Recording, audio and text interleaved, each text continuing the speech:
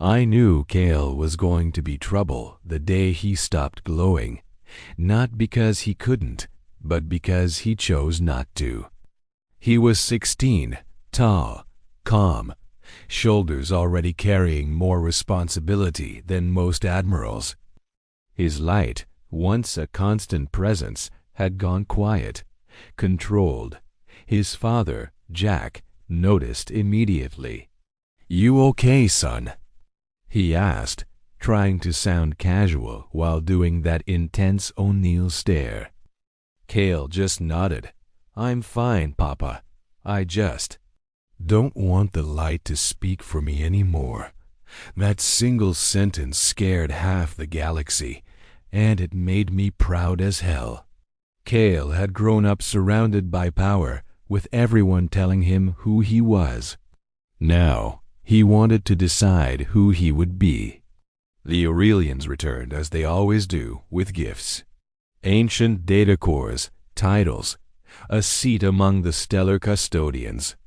Cael listened politely and then asked one simple question. "What happens if I say no?" Silence. Jack stood behind him, arms crossed, trying not to smile. They explained the risks: chaos, instability, entire star systems failing without an heir's guidance. Cael didn't flinch. "Then teach others," he said. "Don't build civilizations that need one child to survive." I nearly applauded. That was the moment Cael stopped being the child of prophecy and became something much more dangerous, a leader. Of course, following rom-com rules, first love always arrives during a crisis.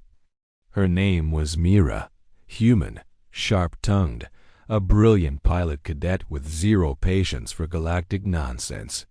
She didn't know who Cael was at first, she just liked him anyway.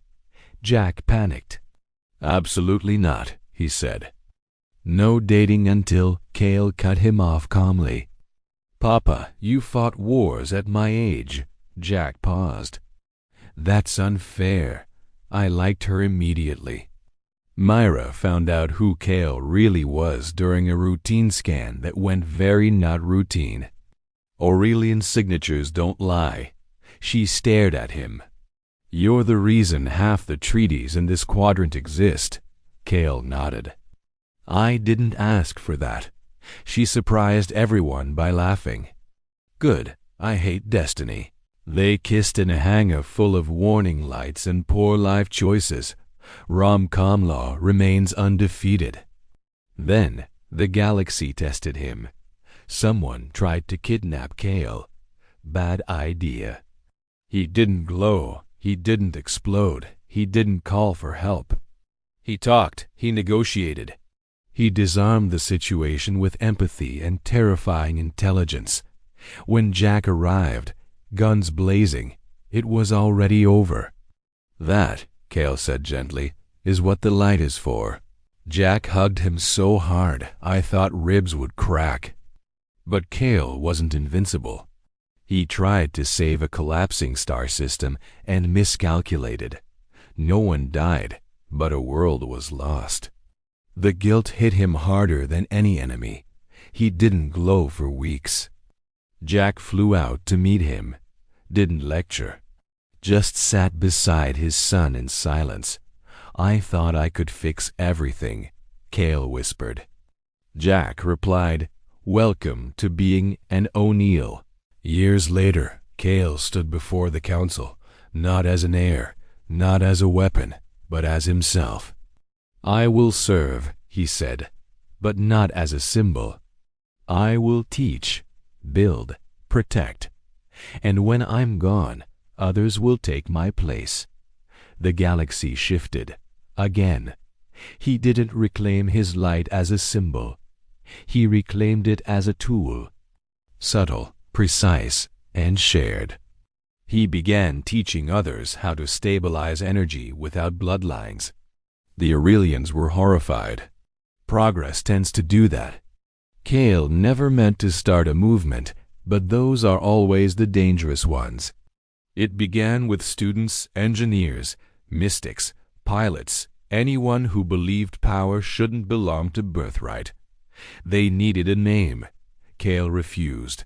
No banners, he said. No symbols. Just responsibility. The conservators returned, angrier and smarter. They accused Cael of heresy. Cael responded by opening their archives to the public. Transparency is a weapon. Jack nearly choked with pride. But leadership pulled Cael away from the life he wanted. Mira told him, "You didn't choose this, but you're letting it choose you." I gave him some advice. "Love isn't the opposite of duty," I told him. "It's the reason to survive it." The first time Cael left New Montana on his own ship, Jack didn't speak for 12 minutes. That's a personal record. Cael stood at the ramp.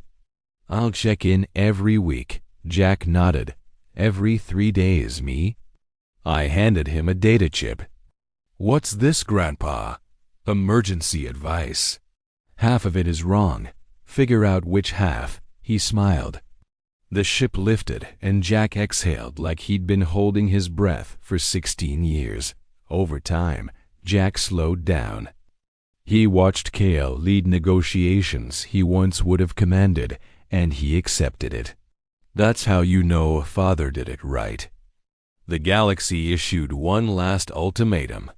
Cael must formally assume Aurelian stewardship, or his order would be dismantled.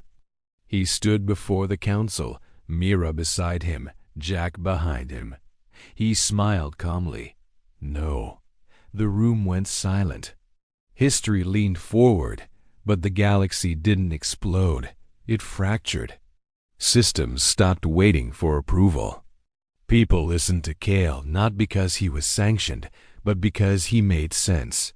That terrified every institution that survived on authority alone. Trouble found them, of course. A breakaway faction attacked a civilian convoy. Myra didn't wait for Cael. She took command, coordinated the defense, and saved 3 ships using pure guts and instinct.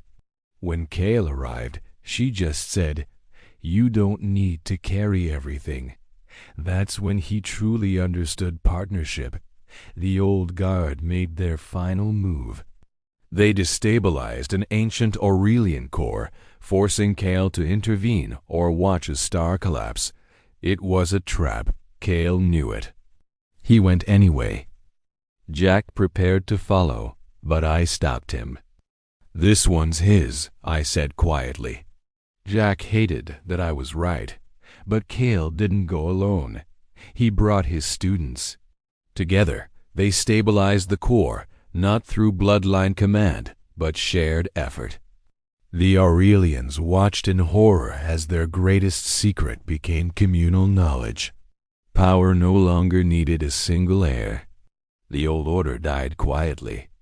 The galaxy adapted, slowly but permanently. Cael didn't become a ruler. He became a reference point. Years passed. Then one day, a child was born. Half human, half Aurelian, fully perfect. Cael looked at the small glowing bundle and whispered, "I choose to protect you, just as I choose everything else." Parenting a child with Aurelian heritage is complicated. He learned how to control energy surges during tantrums and explain glowing fingers to confused neighbors. He and Mira did it together. And me? Years later, Cael introduced Mara as more than a pilot. "Family," he said. I leaned over and whispered, "So, great-grandchildren?" Cael groaned. "Which means I was winning." And I have to say, spoiling great-grandchildren is infinitely more fun than raising children. They glow, they run, they try to manipulate me, and I let them. Victory is mine. The O'Neill family continues. Cael leads, not as a symbol, but as a choice. Jack saved the galaxy once. His son taught it how to stop needing saving. The galaxy learned that lines matter less than love, choice, and courage. The O'Neill line burns bright, always has, always will. Thanks for watching. If you enjoyed this story, be sure to like and subscribe for more.